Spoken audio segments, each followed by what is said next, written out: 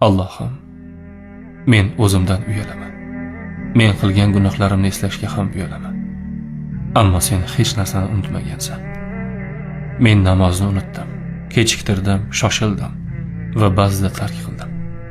Men quloqim bilan g'iybat eshitdim, jim qoldim, to'xtatmadim, til bilan sherik bo'ldim. Men ojiz bandalarga qarshi qo'pollik qildim, mag'rur bo'ldim. Men g'iybat qildim Allohim. Ba'zida kulib, ba'zida jiddiy, ba'zida oddiy suhbat deb o'ylab, biror kishining yo'qligidan foydalanib hurmatini yerga urdim. Men yolg'on gapirdim. Haqqi bor joyda haqsizlik qildim. Qasamlarim yolg'onga aralashdi. O'zimni oqlash uchun boshqasini qoraladim. Allohim, men har kuni gunoh qildim. Ba'zan bilib, ba'zida bexabar. Ba'zan yuragim og'rib qildi. Ba'zan qiyg'os kulib. Ey mehribon Robbim, endi yetar. Yetar jinoyatlarim, yetar qilmishlarim. Allohim, men kechirim so'rayman.